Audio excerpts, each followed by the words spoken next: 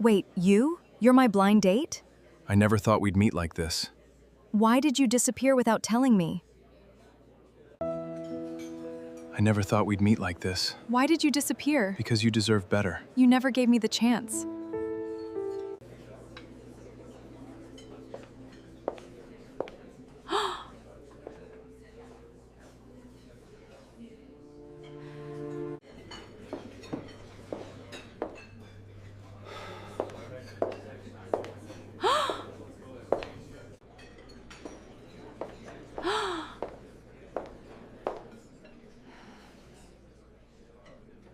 The entire seventh floor went silent the second she said her real name into the microphone, and I felt the coffee cup shake in my hand because the woman standing on that stage, the one I had spent 5 days falling for without meaning to, was not a temporary transfer from the Denver office like she told me. She was Sloan Whitfield. She was the new chief executive of the entire company, and I had spent a week showing her how to work the copier. My name is Grant Delaney, and before I tell you how that moment happened, you need to understand what my life looked like the Monday before it. I was 34 years old, raising a 7-year-old boy named Bo on my own, and running on the kind of exhaustion that never fully goes away, just gets quieter. If you believe that the people who show up for us in the smallest, most ordinary moments are the ones who end up changing everything, stick around, because this story earned its ending the hard way. 4 years earlier, I lost my wife Renee in a car accident on a road she drove every single day without incident. And there is no lesson in that, no silver lining I have ever managed to find. Just the fact that one Tuesday she left for work and never came home. Bo was 3. He does not remember her voice anymore, and some nights that fact sits on my chest heavier than the grief itself ever did. I built my whole life around routine after that, because routine was the only thing that kept me standing. I woke at 5:30 to make Bo breakfast, dropped him at his grandmother's house before school, since my shift at Ashford Meridian Group started at 7, and spent my days buried in supply chain reports that nobody read closely except me. I was good at my job. I was quiet about it. I never asked for anything, because asking for things felt like inviting more loss into a life that had already taken enough. Ashford Meridian had just gone through a leadership shakeup, and rumors were flying through every department about the incoming CEO, a woman named Sloan Whitfield, who had a reputation for turning failing companies profitable within 18 months, sometimes by gutting entire departments. People were scared. I was not scared exactly. I just kept my head down the way I always did, figuring that whoever she was, she would never have a reason to know my name. My coworker Priya, who sat 2 desks over and had worked at Ashford Meridian longer than almost anyone, used to tell me I worked like a man trying to disappear, always finishing early, always volunteering for the projects nobody wanted, never once putting my name forward for anything that might draw attention. She was not wrong. I had turned invisibility into a kind of armor, and it had worked for 4 years. Right up until the week a stranger in a temporary badge started noticing things about me that I did not know were still visible. Before Sloan, there had been exactly one attempt at moving on, about a year and a half after Renee passed. A coworker's sister I met at a birthday dinner who was kind and funny and asked good questions. We went out twice, and both times I spent the entire evening waiting for the moment it would feel like a betrayal, until eventually I just stopped calling her back. Priya told me at the time that grief does not work on a deadline, and I remember thinking she was wrong, that I had simply not tried hard enough to move forward, when really I had not been ready to try at all. Then Human Resources announced something called Ground Level Week, a new company tradition where senior leadership would work anonymously alongside entry and mid-level employees for 5 days. No titles, no warnings, just an employee ID that said temporary transfer. Nobody took it seriously. We assumed it meant some junior manager from another branch would shadow a few departments and disappear by Friday. On Monday morning, a woman walked into my department carrying a badge that read Sloan Reyes, Temporary Transfer, Logistics Support. She had tired eyes and a coffee stain on her sleeve, and when my supervisor asked me to show the new transfer the ropes, I groaned internally, because training someone new was the last thing I had energy for that week. She turned out to be sharp, faster at learning our tracking software than anyone I had trained before. And she asked questions that actually mattered instead of the usual small talk people make to fill silence. By Wednesday, we were eating lunch at the same table without planning it. And she was the first person in longer than I want to admit who made me laugh so hard I had to put my sandwich down. I told her about Beau without meaning to. The way his face scrunches up when he is concentrating on his shoelaces. The way he still sleeps with his mother's old cardigan, even though it stopped smelling like her 2 years ago. Sloane listened the way almost nobody listens, like she was memorizing it, rather than waiting for her turn to talk. And she told me things too. Quiet things about growing up the oldest of 4 kids after her father left, about learning early that nobody was coming to save her, so she would have to save herself. By Thursday evening, we were the last 2 people in the building, finishing a shipment report that honestly could have waited until morning. And neither of us mentioned that. She asked if I ever thought about dating again, and I gave her the honest answer, that I was terrified of loving someone and losing them the way I lost Renee, and that Beau had already lost enough without me handing him another person to grieve if things fell apart. She got quiet after that, and I worried I had said too much. But then she told me that fear like that does not mean you stop. It just means you finally understand what is at stake. And something about the way she said it made me believe, for the first time in 4 years, that maybe I was allowed to want something for myself again. Friday morning, the entire 7th floor was called into the main auditorium for what management described as a company-wide announcement, and I remember complaining under my breath about losing an hour of productive time. Sloane was not at her desk when I looked for her, and I assumed she had already gone ahead, so I found a seat near the back and waited with 300 other employees for whenever this was. The stage lights came up, and out walked the woman I had spent all week calling Sloane Reyes. Except now she was wearing a tailored blazer instead of the department polo, and the badge on the podium in front of her read, Sloane Whitfield, Chief Executive Officer. My stomach dropped so fast I thought I might actually be sick. And every single conversation we had that week replayed in my head, searching for the moment I should have known. She explained ground level week to the room, thanked the departments that had welcomed her, and then, without looking directly at me, but somehow speaking straight to me anyway, said that the most valuable thing she learned all week had nothing to do with logistics software. It was watching how a company treats the people who never ask for recognition, the ones who show up early, stay late, and never once make it about themselves. I did not stay for the reception afterward. I went back to my desk, packed my bag with hands that would not stop shaking, and left before anyone could ask me what was wrong. It was not that she lied about her job title that hurt the most. It was that I had opened up about Beau, about Renee, about the parts of myself I keep locked away from almost everyone, to a woman who had been evaluating my department the entire time, whether she meant it that way or not. She texted me that night, and I did not answer. She texted again Saturday morning, asking if we could talk, and I typed out 4 different replies before deleting all of them and setting my phone face down on the counter. Beau asked me why I looked sad, and I told him I was just tired, which was true in a way that had nothing to do with sleep. Monday, I requested a transfer to a different department, one that would keep me far away from the executive floor, and my supervisor approved it without asking questions, probably assuming I wanted more responsibility. For 2 weeks, I avoided every hallway, every meeting, every email chain that might put her name in front of me. And I told myself this was the smart choice, the safe choice, the choice that protected Beau from getting attached to someone who might disappear from our lives as easily as she had appeared in them. Priya cornered me in the break room on a Wednesday and asked, without any patience left for my usual deflecting, what exactly I thought I was protecting myself from. I told her the whole story, the badge, the lie, the auditorium, and expected her to agree that I had every right to walk away. Instead, she just shook her head slowly and said that a woman running an entire company had spent a week doing the least glamorous work in the building, just to understand it properly, and that maybe the lie I was so angry about was actually the least dishonest thing anyone at that company had done in years. I did not want to hear that. I told her it was not that simple, that trust was not something I handed out on a technicality, and she agreed gently that it was not simple at all. But she also reminded me that Beau had been asking about the nice lady from the park with the bad cartwheel, because apparently I had mentioned Sloane at home more than I realized during that first week. back when I still thought she was just a coworker with tired eyes and good questions. That conversation sat with me for days.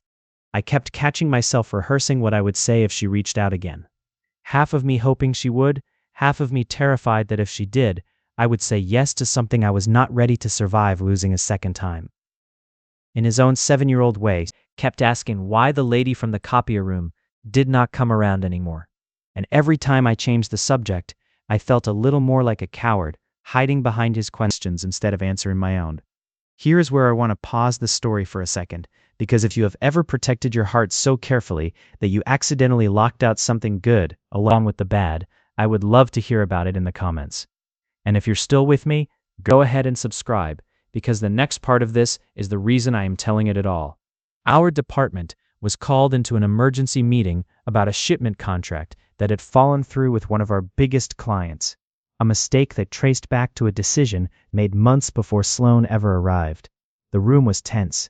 People were talking about layoffs, and I sat there with a knot in my stomach that had nothing to do with the contract, and everything to do with the fact that fixing this mess would require presenting solutions directly to the CEO.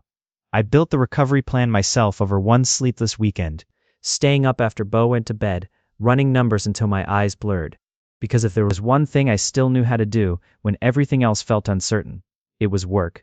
When I walked into that boardroom Monday morning, Sloan was already seated at the head of the table, and for the first time since the auditorium, our eyes actually met. I presented the plan without looking at her more than I had to, and it worked. It saved the contract and saved roughly 40 jobs that would have otherwise been cut. And when the meeting ended, every executive in that room shook my hand except her, because she was already walking toward me before anyone else could reach me first. She asked if we could talk in private, and against every instinct telling me to say no, I followed her into an empty conference room down the hall. She apologized before I could say anything, told me that Ground Level Week was designed specifically so no one would perform for her, and that she never expected to actually fall for someone she met while wearing a fake badge, and that not telling me sooner was a mistake she had regretted every single day since. I told her the truth too, that it was never really about the badge.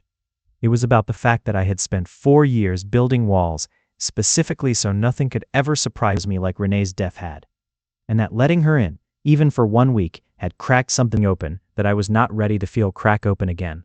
She did not try to talk me out of my fear. She just said she understood it, because she had spent her whole life building the exact same kind of walls, and that maybe 2 people who understood that about each other were worth the risk. I did not have an answer for her that day, and she did not push for one. She just asked if she could meet Bo sometime, not as his father's CEO, but as herself, whoever that turned out to be to him. I told her I would think about it.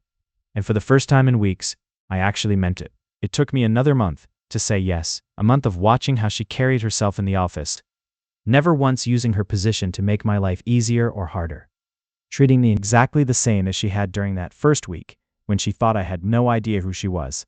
That consistency mattered more to me than any apology could have, because it told me the version of her I had fallen for was not a performance, it was just her. During that month, we started having lunch together again, always in public, always careful, both of us pretending it was nothing more than 2 colleagues catching up. She never once brought up the badge or asked me to hurry my decision along, and there was something about that patience that undid the last of my resistance more than any grand gesture could have. One afternoon she mentioned, almost in passing, that she had turned down an offer to fly out and personally handle a struggling branch office in another state. Work that would have looked great on paper, because she did not want to be gone for a month, right when things between us were finally starting to feel honest again. That small, unspoken sacrifice told me more than any conversation could have. I thought about how easily I had assumed the worst about her intentions, how quickly I had decided that someone with that much power could not possibly want something as ordinary as a tired single father and his 7-year-old son. And I realized I had been protecting myself from a version of her that never actually existed outside of my own fear. The following Friday, I asked if she still wanted to meet Bo, and for the first time in weeks, I watched her whole face change, like she had been waiting for that question without ever once pushing for it. The first time she met Bo, it was not some grand gesture. It was a Saturday afternoon at the park near our apartment, and she showed up in jeans and sneakers, carrying a bag of orange slices, because I had mentioned once that they were his favorite. He was shy for the first 10 minutes. Then he asked her if she knew how to do a cartwheel, and she attempted one so badly that both of them ended up laughing on the grass. And I stood there, watching my son laugh like that for the first time in longer than I could remember. Over the following months, she came around more, never rushing anything, never treating our small life like something she needed to fix or upgrade. She learned that Beau still slept with his mother's cardigan, and instead of finding that strange, she asked him one evening if he would tell her about his mom. And she listened to a 7-year-old talk about a woman he barely remembers with the same patience she had listened to me that Thursday night in the office. At work, she pushed through changes that had nothing to do with impressing anyone. Expanded paid family leave, restructured the promotion process so people were not penalized for prioritizing their kids over travel-heavy roles. And when a reporter asked her in an interview what inspired those policies, she said only that she had learned firsthand how much good work gets done by people who never get asked what they actually need. I want to take a quick break here to say thank you if you have made it this far, because stories like this only reach people when you share them. So if this one has stayed with you at all, drop a comment with the words, "Second chances are real," and let us know where in the world you are watching from tonight. The night I knew for certain I wanted her in our lives permanently was almost a year after that first Monday in my department, when Beau got sick with a fever that would not break, and I had to leave work in a panic to get him from school. Sloane showed up at the emergency room 40 minutes later without me even calling her, because Beau's teacher, who had met her twice, thought to call her when she could not reach me fast enough. She sat with us for 6 hours until his fever finally broke. And somewhere around midnight, holding my sleeping son's hand in her plastic hospital chair, she looked at me and said she did not know when it happened, but somewhere along the way, we had stopped being two separate lives that occasionally intersected and started being one. I proposed on a Tuesday, which she later told me was her favorite kind of surprise, an ordinary day made suddenly extraordinary. No elaborate plan, just the three of us in our kitchen making pancakes when I finally worked up the nerve to ask her to marry us, both of us, because by then Beau had started calling her by a nickname I will keep just for our family to know. She said yes before I even finished the sentence, and Beau cheered so loud the neighbors probably heard him through 2 walls. We got married the following spring in the same park where she and Beau first met, small and quiet, exactly the way both of us wanted it. And when I stood up to say my vows, I told her that I used to believe love only came once in a life, and that anything after loss was borrowed time. But she taught me that some people do not take the place of what you lost. They just prove there is still room in your heart for more than you thought it could hold. At the reception, one of the executives who had worked under her since ground level week stood up and told the room that the policies Sloane built at Ashford Meridian had quietly changed hundreds of families' lives, all because she once wore a fake badge for 5 days and refused to let go of what she learned wearing it. Sloane just looked at me across the room while he said it, because we both knew the real reason none of it ever felt like performance to either of us. These days, our house is loud in a way it never used to be, filled with the sound of Beau arguing about bedtime and Sloane humming while she cooks dinner badly on purpose because she knows it makes him laugh. And some nights, I still catch myself standing in the doorway, just watching them, remembering a version of myself who genuinely believed he had already used up his share of good things. If there is one thing I would want anyone listening to take from this, it is that protecting your heart and closing it off are not always the same thing, even though they can feel identical in the moment. I spent 4 years so afraid of losing something again that I nearly missed the person who was never trying to replace what I lost, only add to it. Sometimes the badge someone is wearing is not the truth about who they are. And sometimes the bravest thing you can do is let someone prove that to you, one ordinary Thursday at a time. Thank you for staying until the end of this one. If it meant something to you, if it reminded you that second chances do not always arrive the way you expect them to, go ahead and like this video, leave a comment telling me what part of the story stayed with you, and subscribe so you never miss the next one. Every sunrise really does bring another chance to let someone in, and I hope tonight, wherever you are watching from, you remember that you deserve that chance too.